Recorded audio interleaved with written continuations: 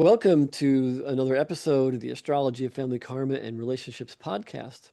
I'm your host, Alexander Mallon, and today we have a special guest with us, guest astrologer Lisa Hagenbuch. So thank you, Lisa, so much to bring your knowledge and wisdom to our program today. Thank you, Alexander. I'm so excited to be here with everybody. Great to see you. You too. And so I want to always remind people, please do subscribe and follow my podcast on Apple Podcasts and Spotify and also on YouTube. Those subscriptions are really helpful for those computer algorithms to find my program and list it for people who are searching for astrology and astrology programs. So Lisa, by all means, do tell us a little bit about yourself. Lisa is a very brilliant astrologer involved with not only individual and family consulting work, but also ancestral astrology and family constellations work. So Lisa, please do take it away and share a little bit about yourself. Okay, thanks. So I live in the Chicago area, and I went to see an astrologer one day and left knowing it was what I wanted to do. So that was about 1985. I just kind of dove in, and I think I've been on this trajectory to really focus on family healing and ancestral healing. I studied with a woman who was very much we learned consciousness studies along with astrology, which I feel really fortunate to have done. And then I became a parent and had to had my second child he wouldn't come out, so I had to choose what day we were gonna, he was gonna be born. And you can imagine, as an astrologer, I freaked out. I'm looking at all these charts.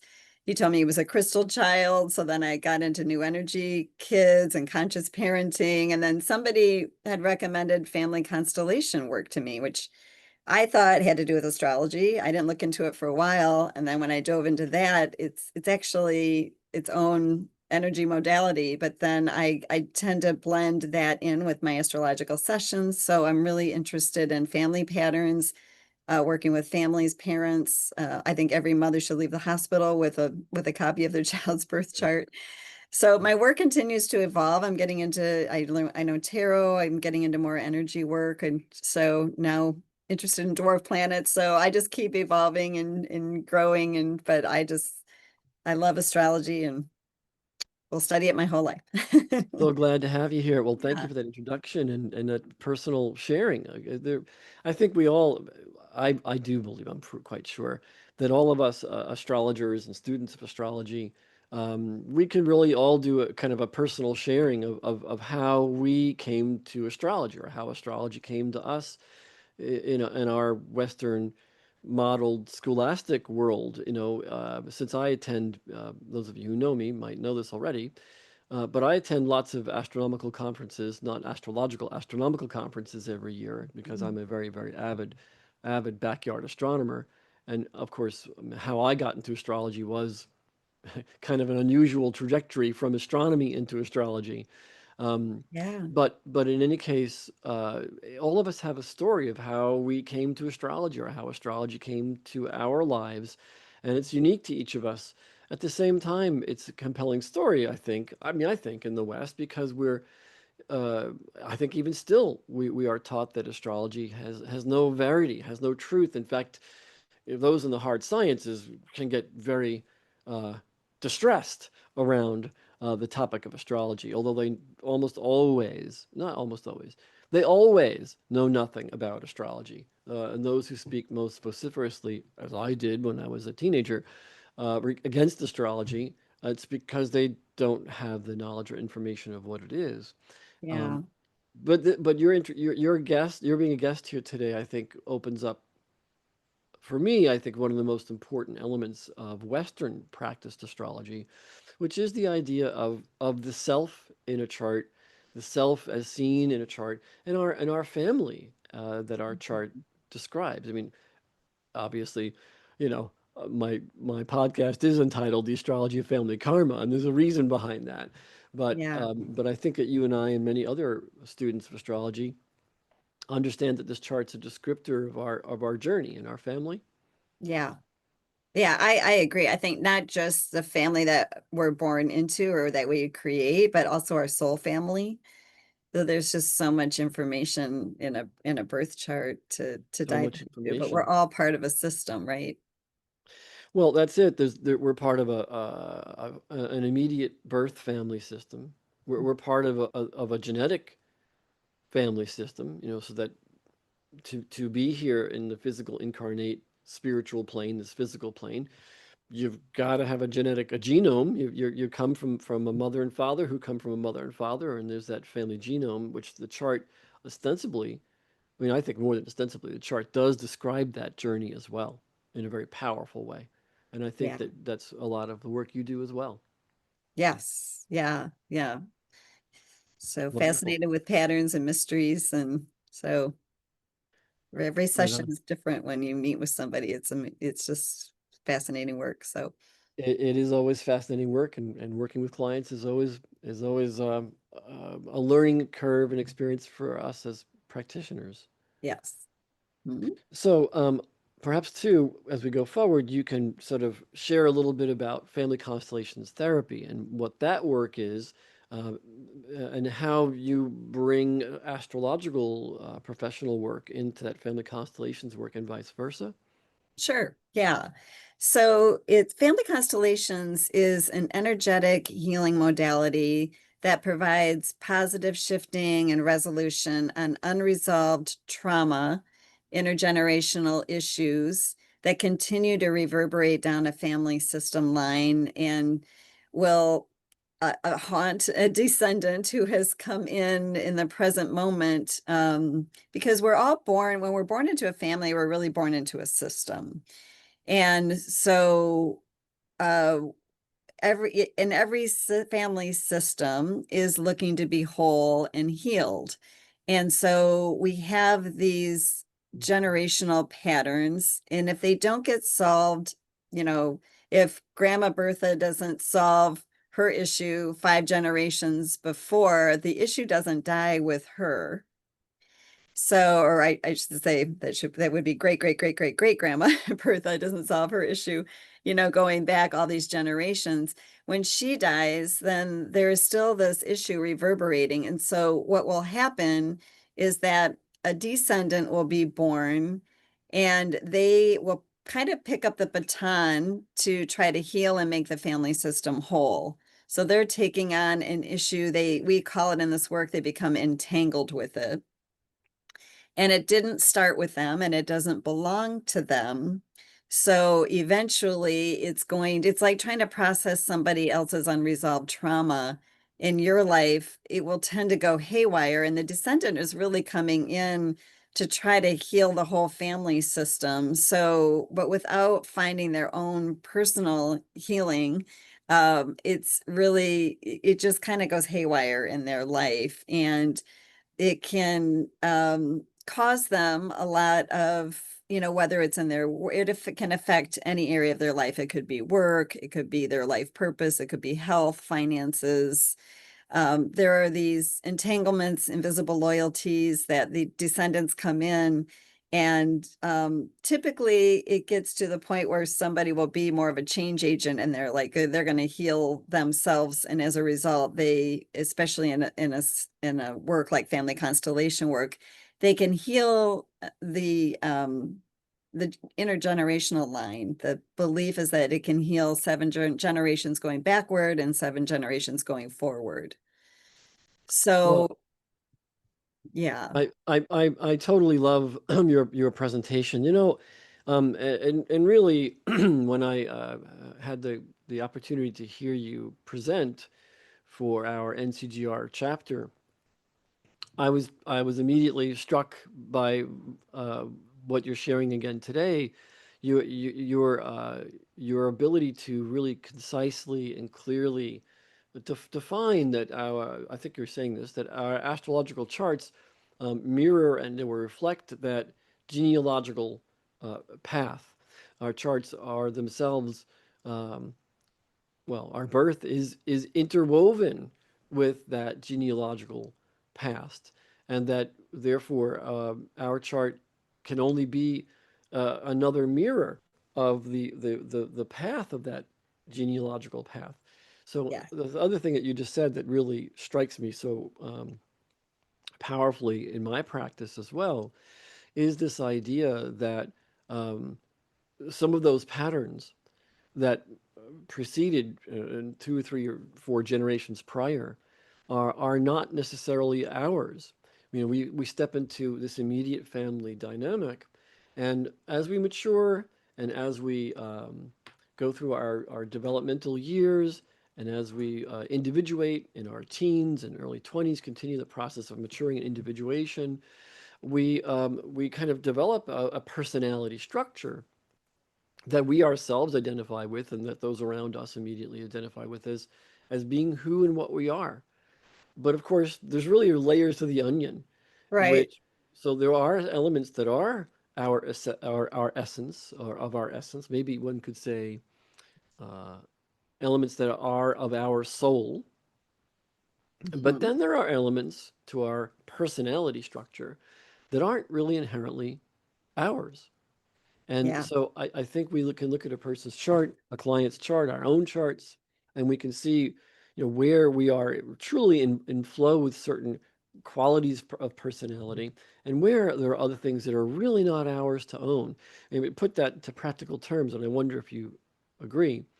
Um, a person might acquire uh, a defensive reactive uh, way of moving through the world, to perceive, to get a sense of people, to see who's encountering them throughout the day, maybe from a place of unconscious, automatic, or familiar self-protection. Yes. Although that quality, that behavior might not really be theirs. It might more likely be a mother or a father or a grandparent's root behavior. And so I have found in my practice, clients who've come through um, calamitous social change. We could say, World War II and the events Mhm. around and the cultural events around World War II that are calamitous to the greatest degree. Grandma, grandpa, aunts, uncles who survived that and then had children down the genealogical line, that trauma body, that trauma layer is still present. And I think modern science is even saying, yes, indeed, that we see this reality mitochondrial in cellular mitochondrial. It's the genome is remembering this experience. Yeah, absolutely. Because so our family systems, whether we get along with our family members or not, we can't deny that it's really a cord you can't cut, right? So there's the DNA molecule, like through the bloodline, you're going to have these tendencies, personality traits or health condition markers, all of that. But then epigenetics is actually the modern science component that is teaching us that they're beginning to understand how experiences in our family lineage, such as World War II, for example, Mm. will have they can so it's the study of how behaviors and environmental factors can influence gene expression without actually changing the DNA sequence. So they turn there are chemical tags that get turned on. And then that can affect how a descendant is going to behave. So it's kind of, to me, it's like the nurture side of the nature versus nurture, right? So we have the Love that. astrological chart, which is the nature, and we have the DNA strand, but then we also have the nurture and what experiences our ancestors went through. And they're finding that actually through ancestral healing work like family constellation or looking at your birth charts for generations, you can actually, when a descendant heals it, it can actually turn off the gene expression that may have been causing this unhealthy pattern in the family line. So to me, again, it's part of what can clear it going backward and forward.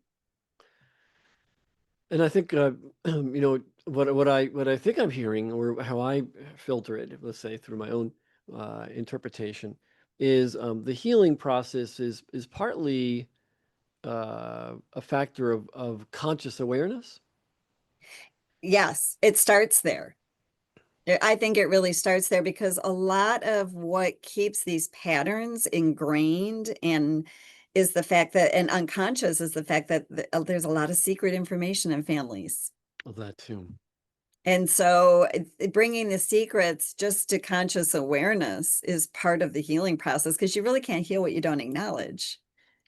So that's a lot of what keeps these patterns ingrained, and in revealing the secrets in the constellation work is really helpful at getting to the root cause of something. I totally agree, and I think too, you know, we take it for granted, and I discuss this with my clients very often. But familiar qualities, these family, we call something family familiar. In fact, most of us, excuse me, in November, most of us, or many of us in the U.S., grow to great lengths to reconnect with our family and to Right. rejoin with our family, and oftentimes along adjacent to that coming together for Thanksgiving, there may be a bundle of feelings or psychic material that's churned up, both the joy of coming together with the family as well as those unconscious elements of what has become familiar or really even ingrained in familiarity of character. Many Yeah. things that we take for granted, that we don't necessarily self-review. Although Right. upon as we mature, typically as we get older, we do occasionally check in with self and say, gee, it's funny that I have this trait. It's not really necessarily something that I identify with, but boy, it's so much like my mother or my grandmother or my Yeah. father. Yeah.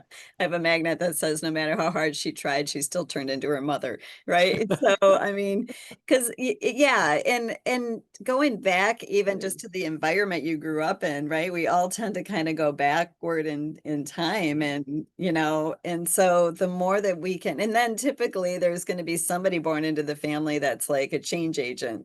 That's going to be the black sheep or the one that's like meant to change it. So, I think that's what really can stir things up on a Thanksgiving dinner, right? It's like Right on. And I'd I love to discuss this with in future shows with you, I hope. yeah, I mean, I found that, for instance, in a family system, if we do synastry, comparing charts, one person in the family to another, the black sheep oftentimes, or the one who's a change agent, or the one who might be a turbulent maker, will oftentimes have signs or elements that are not contiguous with other family members. So families yeah, typically will have an earth water thing between parents and most of the kids, and then one kid is all fire and air, and they're going to be the one that's yeah, going to be a change agent, or the one that's kind of the odd man out, or the one whose natural nature rhythm is in some way providing a shift or challenge to that family. yeah, exactly. And as a change agent in my family, I was the one entangled with an ancestor. So oftentimes these entanglements are passed down to people that are meant to shift the family pattern because there's something that is unhealed in the past. Our family member just has been excluded and needs to be brought back, which was the case with me. But the family system can't be whole unless everybody has a place and everybody belongs. And again, I think, I mean, I ponder, I have belief around it. I think there's a very key element that belonging uh, can be correlated to awareness or self-awareness or a sense of observing one's self. It has me thinking of the American guru recently passed, Ram Dass, Harvard professor of psychology, Ram Dass, who became a spiritual Western guru, maybe the quintessential Western guru of our time, Yeah. who would talk about, kind of watching oneself move through the world and watching our movie, like living your life, Alexander and Lisa talking, but occasionally checking in with self and observing Alexander talking with Lisa, or Lisa observing Lisa's talking with Alexander. This Yeah. idea of self-awareness, this idea of being mindful as we move through, who are we in this interaction, in this particular incarnation? And I want to add something else that was percolating when you were sharing, Yeah. going back about 30, 35 years ago, as I was, practicing in my first couple of, decades or so of practice, there was a president of a local astrology chapter who believed utterly and completely that your birth chart, my birth chart, everyone who's watching, listening, your individual birth charts, each of us, that they are our nature, that is our soul chart, and that our parents are reacting to that. So she and I had Yeah. a real collision there because I say, no, no, no, no. Uh, yes, you come in with your soul nature. Yes, you come in, two-thirds of the world believes in reincarnation. So if that's true, we come in with our soul nature. Every mother who carries a child feels that soul of that child in her womb. That child comes in with that disposition of self. And but the genetic element that the birth chart mirrors, and that family patterning, that family social engagement, those are incredibly powerful factors. So yes, the child comes in with its nature, and but the storyline of mom, dad, and the lineage is incredibly powerful. That and the genetic piece, it's all interwoven together. It's not that the It is. child comes in and the parents react to this child. The child comes in and the parents have to work with the way this child perceives mom and dad was what her idea was. Your chart describes the lenses you have as a soul that have you perceive mom and dad in certain ways. And Yeah. I think that that's partly true, but I also think the genetics, I also think the family patterning, the familiar is incredible. It's all there together. That's my It's thought. all there together. Yeah, because we call it the parental projection in this work. And, and as a mother, I tried, it was I'm so glad that I knew astrology when I became a mother, because otherwise I think we have these projections of our kids of what they're going to be. Yeah. And Oh, so when they present as who they are, then that's our reaction to the projections that we put on them. And we see, you can butt heads or you can just embrace it and go, oh, I see you for who you are, and try not to try to control it or have your movie play out where they're in a whole nother they've got an indie movie going on and you're like, no, I thought it was a period piece. So I love that. It's a great yeah, analogy. yeah, And also too, there are the facts of when a child enters our family social dynamic. If a parent has just achieved a wonderful career achievement, that's a powerful, energetic signature in the family. That's what right, this newborn infant is receiving. Mom or dad just achieved this super act, or conversely, mom and dad just got fired from their job. You know, right. there is that undeniable human experience. Totally. And it's so important to look at, when you look at your chart and then also to go back in time, what aspects were your parents undergoing at that, or I'm sorry, transits, or you can use progressions or solar arcs, whatever, to look at what was going on when Well, you were in marinating in the family amniotic fluid, because right it on. will And have a that's signature. one of the first things I teach with my students too, and my clients as well, which is your chart, my chart, everyone's chart who's listening, watching, is an event chart in mom and dad's life. It's the event of a human coming out of mom's body. Yeah, All of our birth charts are a major event for mom, a person coming out of her body, first of all. It's a big one. It's one right. of the biggest ones you're going to have in an incarnation. Yeah. So our charts are an event chart that describe the entire event of this infant entering this family system. That's a Yeah. really, I think it's a perspective that most astrologers don't consider. Oh, my chart's an event chart in mom and dad's chart. Well, I better go look at mom and dad's chart with this event of Alexander and see what Yeah. what was that happening, what was that like for them, and what were Yeah, the other exactly. circumstances around that. Yeah, because you're gonna, that's where we look at the 12th house in this work, because that's what you were kind of marinating in before you came in, and is your first house expression. So it is significant to go back and do that for mom and for dad. So there's so many layers to this There work are and to just life in there's general. layers and layers, right? Layers and layers. So coming back to this slide and going forward, so the idea of family constellations therapy is awareness of the relationship of family systems. Yeah, so family constellation, it's interesting because a friend of mine had told me about it years ago, thinking it had to do with astrology, but really what it does, and you can do it individual work or you can do it in group settings, but I like to think of it as like kind of flying a drone over a situation. So the client presents with a situation, and in this work, I try to keep it really to the facts and figures of the situation and not get into the story.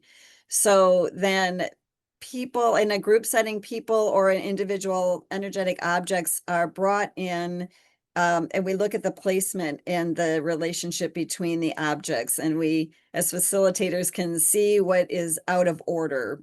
Bert Hellinger was the founder of Family Constellation work, and he actually lived with the Zulu tribe, and he was a very fascinating man, a number of different modalities that he did, but he noticed that there were orders of love and family systems, and when love was in order, that everything flowed better.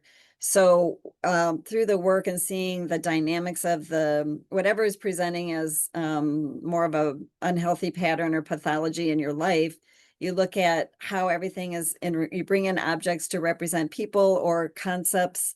And then through healing statements or bringing in the ancestors to in meditation, and calling them in to kind of remove what is not necessary in this current moment or shift it into a healthy pattern, then we get everything in order within the circle, and then things tend to shift in your outer world.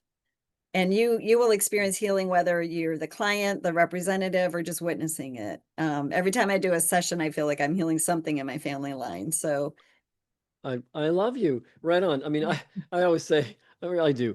I always say, you know, in a client session, if I'm not challenged to grow, or if I'm not involved in the growth process, there's no juju in the client right. session. There's no magic. There's no soul to soul, human to human exchange of growth. I mean, in the end result, it comes down to that to the conscious growth, to the conscious awareness and a sense of presence in of Mhm, self.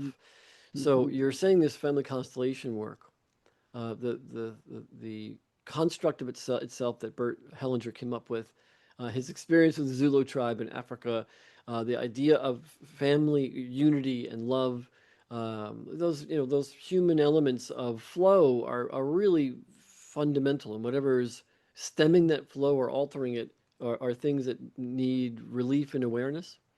Yeah, and I think it's really foundational in somebody's life, because if whatever's out of flow and order in your life is going to affect your relationships, I think with people and relationships, all relationships in your life. Like if there's something out of line in the father's lineage, it will affect your work. If there's something out of line in the mother's lineage, it will affect your ability to give and receive love. And so, it's really foundational to be as much in flow in your life as possible. And that would be looking at whatever is out of flow, and family constellations is a great way to, I think it's really, really the best modality I have found for getting at an issue that just is resistant to other types of healing. And that's the invisible thread to the ancestors of the patterns, being out of order. And you don't know that, right? It's even more deep, I think, than even your own subconscious. It's like getting in touch with where was this out of line in your family lineage? Well, and that I think interweaves. I'm going to go back to a couple of slides that you had presented for us, and we can kind of go forward here. This idea of the lineage. Um, yeah, a birth chart describes. Well, what does a birth chart describe? It describes your soul connecting to these other souls that have a similar soul journey to your soul journey, and that unless you incarnate the Buddha, which most of us don't, we're here to grow. Well, what's the growth about? Right. Oftentimes in human form, the growth is about challenges or blockages or trauma layers or family traumas or family impediments. Yes, we're here to raise up the natural talents and strengths. Yeah. Simultaneously, we're here to round off or support those trauma wounds, those challenge of lineage challenge wounds. Yeah, and I'm glad you said that, because there are great things that we inherit from our families too, right? That we can grow and expand. And so, and what I love about this too is that in the birth chart, everyone and everything in your life is contained in there, right? So all these answers, it pairs so well with family constellation astrology together because everybody in your life is in your chart, and you can read the energy. You can read it in the quantum field that we're all connected to. We call it the knowing field in this work, but you can also find it in your birth chart. And Carl Jung, not Freud, but Jung. I mean, I know you know, but the audience might not know. You know, Carl Jung, Freud's kind of protege. Jung was himself an astrologer. A lot of Jung's ideas were Right. borrowed directly from astrology, and he would refer to it not as the quantum field, but he referred to it as the collective unconscious. Yes. Yeah. Yes. Hmm. Yeah. So, So, go ahead. please. Oh, I put the slide together just because I think in ancestral healing, there's transgenerational astrology is great for this. And this is the study of patterns, repeating themes, and there's so much you can dive into with this. But looking at it across 3 to 4 generational lines. Whereas family constellations is its own energetic healing modality that facilitates this positive shifting of these outdated patterns and puts them back into order. So we can get the awareness, but then we have a healing modality to pair with it to say it's more than just knowing about it. We've got to do something about it to put it back in order and heal it. Right, exactly. And again, the pairing of astrology charts with the family constellations work that you're doing, I wonder, for you too.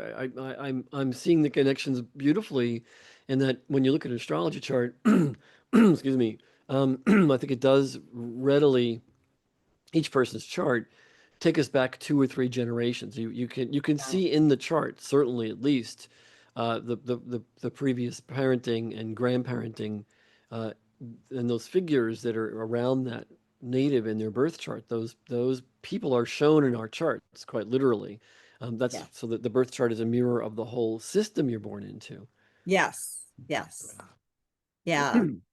And so, yeah, there's a lot of just really real world benefits from doing this work because you're going to get greater awareness of where your place is in the family system, and your relationships will improve because when you grow, first of all, when you look at the patterns, I think astrology is one of the best tools for really generating true compassion for people because you see the patterns and the challenges that they are and the strengths that they're dealing with. So it helps us to see our interconnectedness within the relationships within our family. We can shift outdated patterns, get clarity on root causes or personal issues, which brings a lot of deep peace. And also, we may have these contentious relationships in our family, maybe our family of origin, our siblings or whatever. But when we work to put the energy back in order and detangle what is enmeshed, then we can have resolution without having to have the confrontation of, my relationship with my family. Once I detangled from my ancestor, now everything is in right relationship, and my flow with my siblings, my parents, it is much better. And I didn't have to have this huge confrontation, which can just ingrain us in our own positions, right? Um, Well, beautiful said. Well said. yeah, and I think also one of the best things that has come from this is I have such a deep connection now with my ancestors. Mm.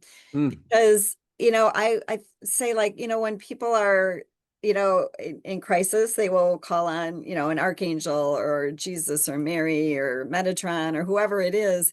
But we have all these ancestors on our sidelines that want to be put in, like, put me in, coach. I want to help out here.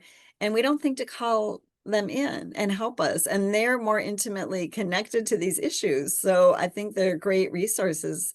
So developing a deeper connection is just, the love deepens, the connection deepens, the flow in your life is better. And like I said, the natives, the Lakota tradition, believe that anytime someone clears an ancestral issue, the healing is 7 generations back, but also then our descendants don't have to come in burden with these issues. So we're giving a great gift to our family line, particularly the descendants who would have to come in and still work on an issue that wasn't resolved. Beautifully, beautifully well worded. Thank you. So the idea of epigenetics you were addressing a little earlier today as well. Yeah, epigenetics really connects, the modern science to us and shows us how that it's not just the DNA, it's the experiences that our ancestors went through that shifted their pattern of behavior with their child. And then I have another slide that gives an example of how this can work if you want to go. Oh, Yeah. So, this, um, okay, go ahead. then that one. Yeah. Uh-huh. So if we have our grandparent who went through World War II, and so went through, the trauma in war or whatever they saw, the grief.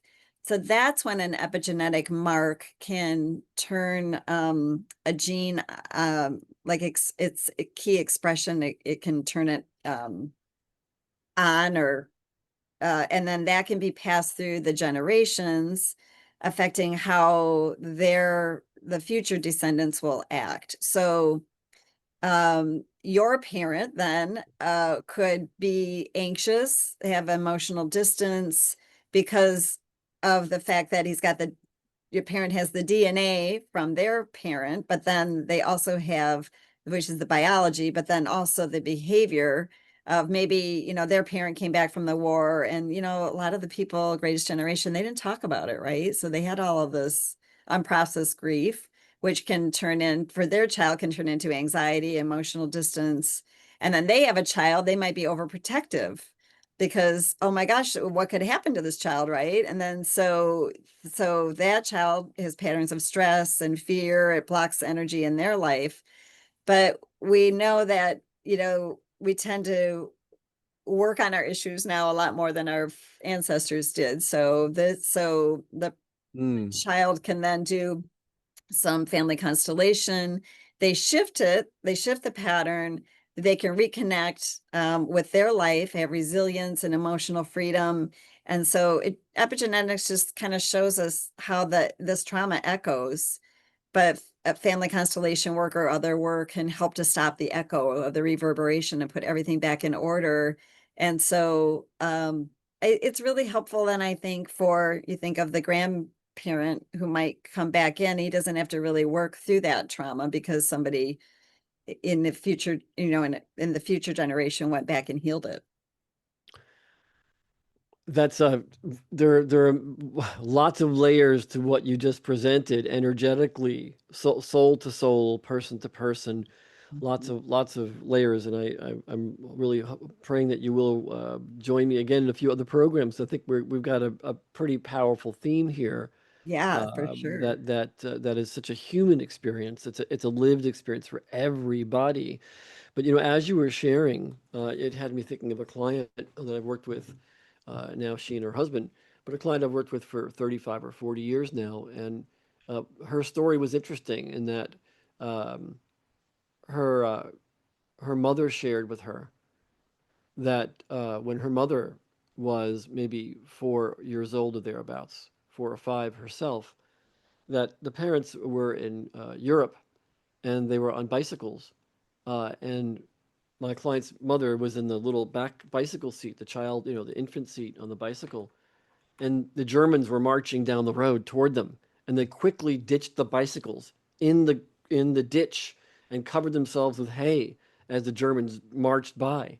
This was just as World War II was Oh, really, gearing up. yeah. So her mother was on that bicycle, even though she was 3 or 4 or 5 years old at the most. I think she was 3 or 4. It left one of the biggest impressions of her life.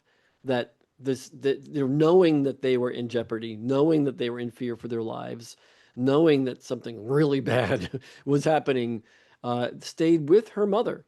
And since I have her mother's chart, it's after I actually worked with her mother, it's actually interesting indeed everything you just shared. It is so um, seen in the birth chart. It's so astrologically right there to see as a major astrological theme, uh, Yes. and having the story or knowing the story really validates for my client some of what she's absorbed from her mother, of course. Yeah. But you're also sharing something important. Our astrological charts, show this whether you know it or not, whether you have all Right. the details or not.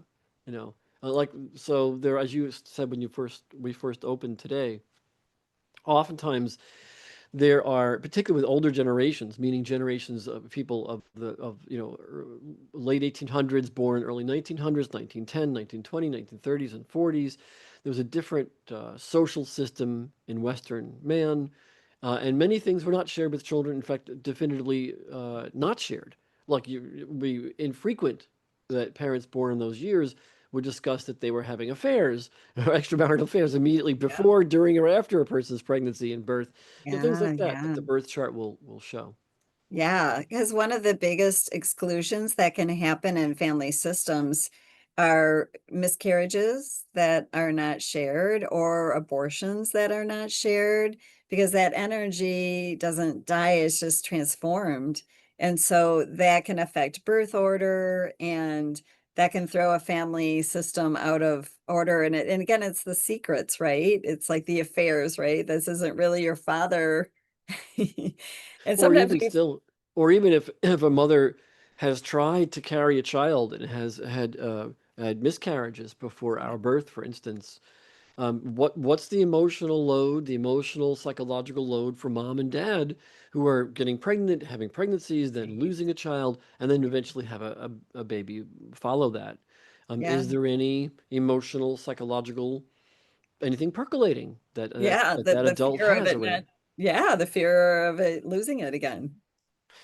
There could be lots of different feelings. Yeah, There could right. be fear of losing it again. There could be a sense of, for a father or mother, maybe I'm not supposed to have a child again, or to have this child. Or there could be other complex feelings, mixed feelings around bringing a child in. So there are lots of layers to our life stories, all of us, and our Yeah. charts.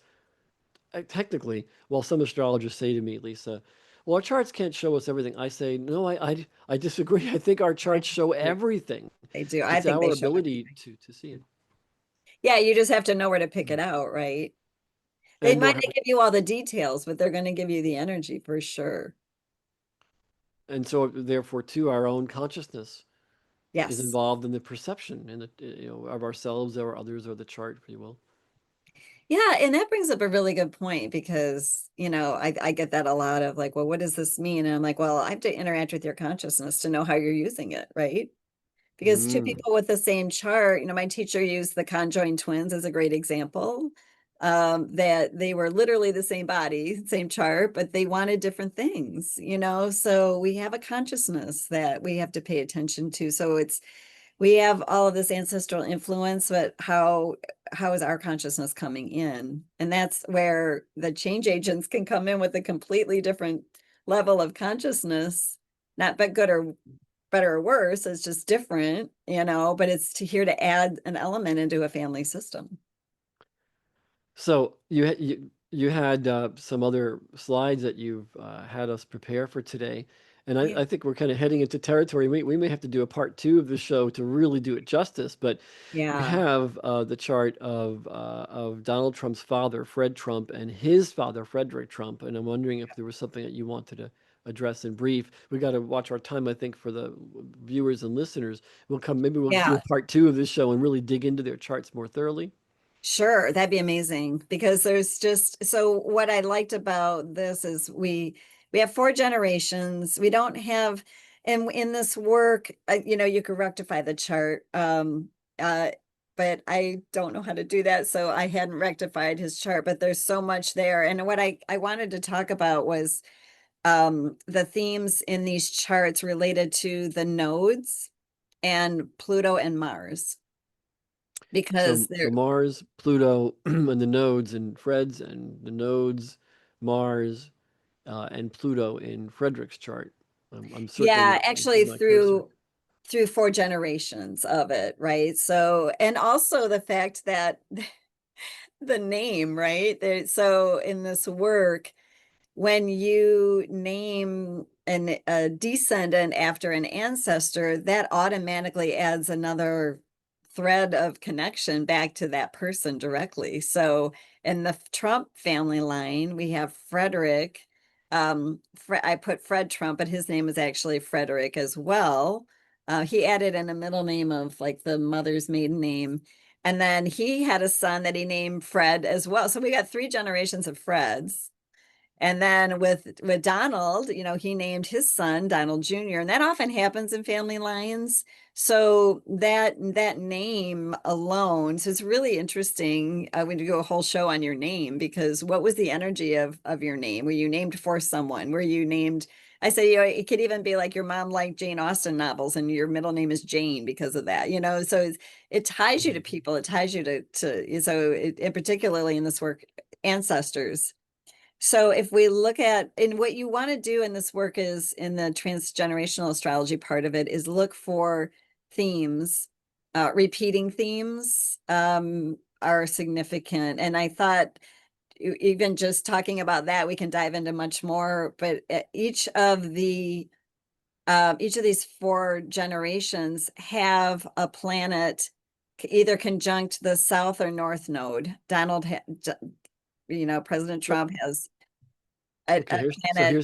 here's President Trump's chart, Donald Trump, Yeah, June so 14th of 46. Yeah. he's got the moon conjunct the south node and the sun conjunct the north node. And so Donald Trump was born during a lunar eclipse. that's right. So Yeah. literally, he's born during a total lunar eclipse where the Earth's shadow, sun on one side, moon on the other, the Earth's shadow is covering the moon. That's what a total solar eclipse is. So we're talking about an exact alignment, but I think it is interesting, the metaphor that the Earth's shadow was covering Donald's moon. You'd have this, red blood moon they call it a blood moon or a dark moon or something, but the Earth's Yeah. shadow is covering that moon. He was born right during an eclipse, and so the Yeah. nodes are, as you say, really powerful in Donald Trump's chart. Yeah, and so in the transgenerational astrology piece of it, so if you have a planet conjunct the north node, the it's thought that not only do you come in to really embody the themes in your family of origin, but also the whole ancestral line is, so you are carrying on that theme in a more empowered way, in a larger way.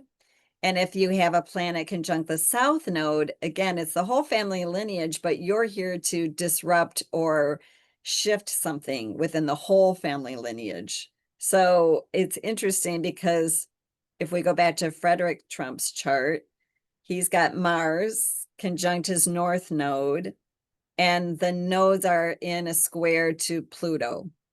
And so when in and I think in evolutionary astrology, when you have a planet that's in square to the nodes, that's really highlighted as maybe a little bit of a skip step. And so you're trying to balance the energy there. So if we think about, Mars being, it's a work planet, it's more, by all means, Frederick Trump, he was an immigrant. He was very much, um, he's got a lot of Aries in his chart. So he was very much a go-getter but there's something about looking at power dynamics right from the start with him. So we've got Pluto, Mars, and the nodes really highlighted.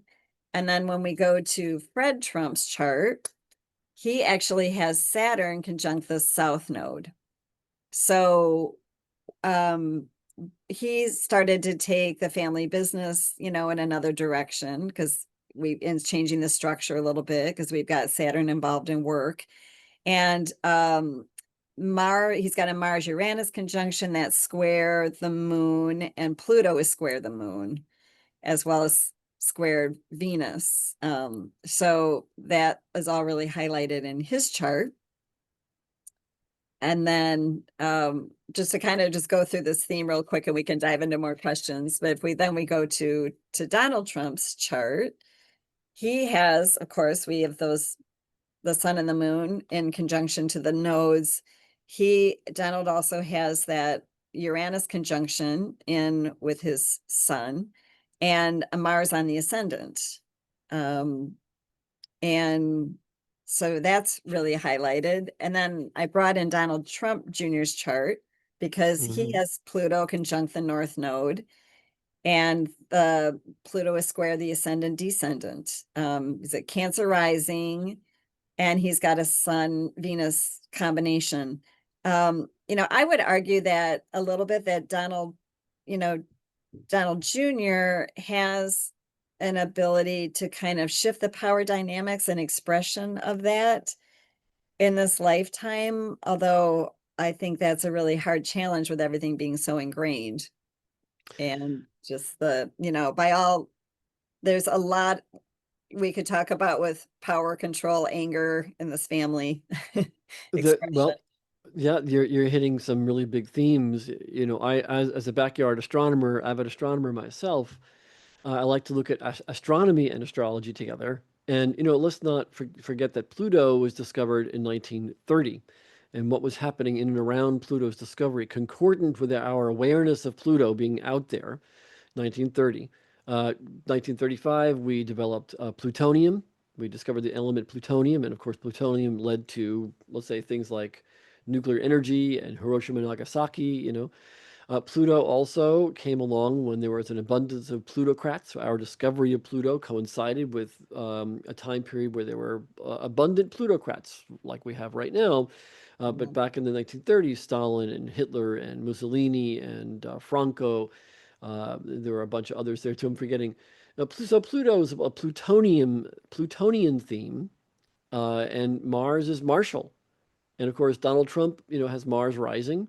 Mars in Leo, and Frederick Trump, Donald's grandfather, had Mars in Leo, Mars North Node, as you said. So a Mars North Node conjunction in Leo, and Donald Trump has that conjunct his Pluto and Mars. So grandfather's Mars North Node conjunction was on Donald's Pluto Mars ascendant conjunction. Yeah. That's a family lineage theme, and boy, powerful too, because Donald Trump Jr. also has Mars in Leo. So grandfather Right. to Donald Trump, great grandfather to Donald Trump Jr. So Donald Trump's great grandfather Frederick Trump had Mars in Leo. So does Donald Trump Jr. So does Donald Trump, Senior. This Mhm. Mars and Leo thing apparently is a big deal in this family lineage. So And there oh, and there Fred are Trump. Yeah, North Node in Leo. Fred Trump. and then Fred Trump, yeah, the North Node, as Yeah. you said, the nodes in astrology. For those who don't know, the nodes are considered karmic points. Some in the West call the North Node Dharma and the South Node Karma. They reverse them in India, where the North Node is karmic and the South Node is dharmic. They say, but anyway, it deals with lineage, right? Themes Mhm. of karma and lineage. Yeah, and also something I forgot to point out. So for President Trump, he has that Mars and Pluto in the 12th house, and that, he was marinating in all of that energy because that the 12th house is so important in terms of how it's going to express in the lifetime. And then of course you got that Mars right on the ascendant from the 12th house. Indeed. So I guess it has me wanting to say that, gosh, I think there's so much for us to unpack here. Maybe we can get a part two to this episode and discussing the Absolutely. Trump's chart at the very least, because there's so much you just brought up, Lisa, for us to look at. But I want to double check here. Is this all accurate information for people to reach out to you and your services and practice and client schedule? Yes. Yes. Thank you so much. It So, is. so futureecho.org. So we find you at www.futureecho.org and Lisa at futureecho, one word, futureecho.org. Wonderful. Well, Lisa, it's been really eye-opening, delightful to be with you today and have you share with us and to jumpstart us on this really uh, super powerful theme of family constellation work. And in this case, the Trump's charts, I do personally think as a teaching tool, Donald Trump's chart is a terrific chart. Absolutely. There's so much humanity in Donald Trump's chart in so many ways So many ways. that I think we can dig in. So perhaps you and I can have a part two to this show that I hadn't intended. Yeah, absolutely. Because, one of the things too in astrology is like whoever is the president, it impacts your life. They're, Lisa.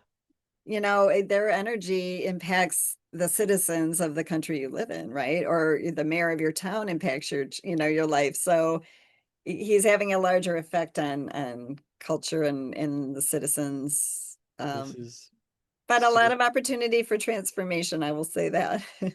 indeed.